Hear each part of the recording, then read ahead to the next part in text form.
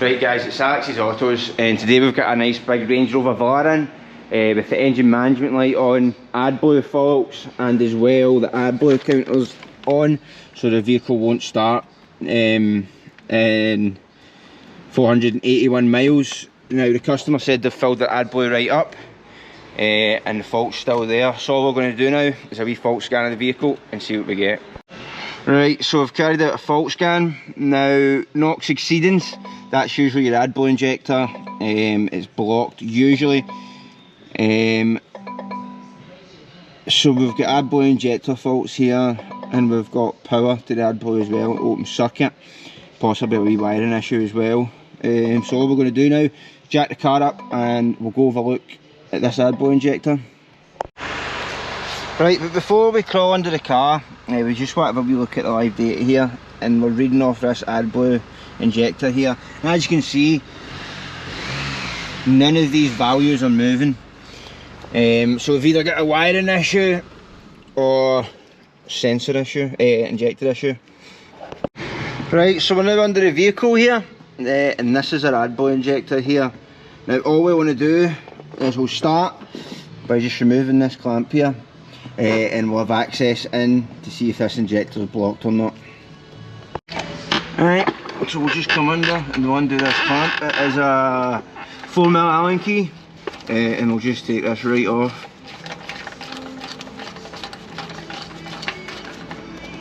Right, now I actually thought I was still recording there, and I've actually just went ahead and I've cleaned out this Adblue injector, but I took pictures of it. So that was the injector before.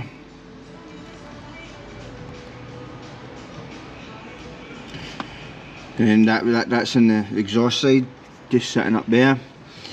So I've cleaned them both out, just with brake cleaner and a wee rag and a wee pick. And if we come have a look at up there, nice and clean as well.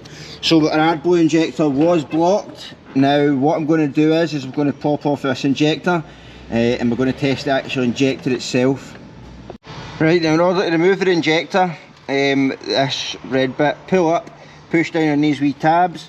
Now to take off the Adblue feed, spray a bit of grease on it, and then there's just two clips at either side, and that should pop off nicely.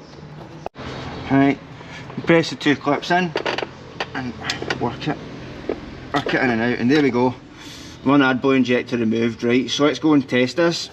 Right, so we've got our Adblue injector here. Now to test this, there's two pins in here. We've got a live and an earth. Now pin 2 we want negative, and then pin 1 we want positive. So I'll go ahead and rig my power probe up to this. Right, so now that we're rigged up, see if when I put my live feed on here, this should make a clicking sound. Yep, you can hear that clicking, so we know that Adblue injector is absolutely fine. If you get no clicking there, then obviously your Adblue injector is defective. So we know our sensors, our injectors are absolutely fine, so we know that there's a break in the wire somewhere. Right, now all I done was just remove this harness for the Adblue injector, and I was just looking for any obvious breakages, any rubbing. Stupidly I started up there and went that way. If I just went that way, I'd have found it straight away. And all it is actually just a wee break in the wire here, right there. Don't know if you can see that very well.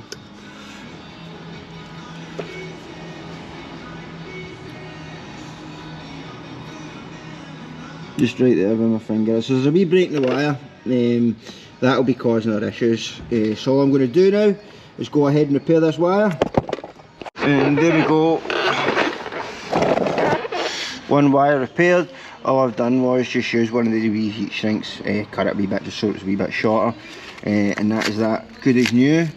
So we can now connect this back up to our Adblue up here.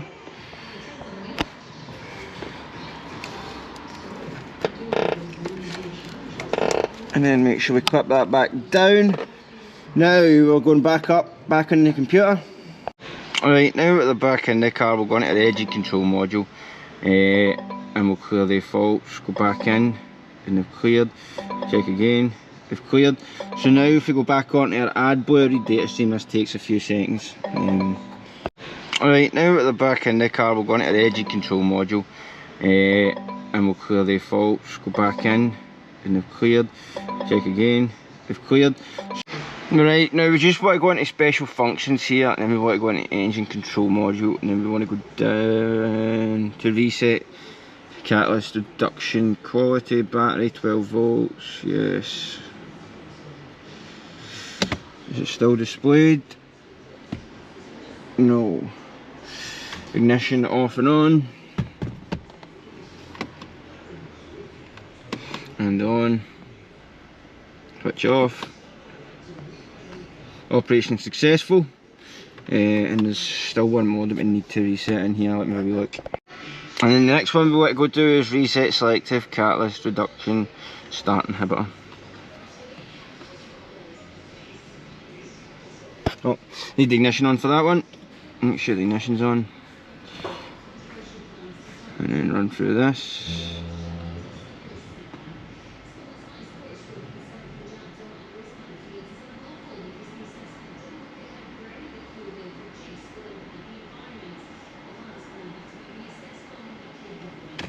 Off.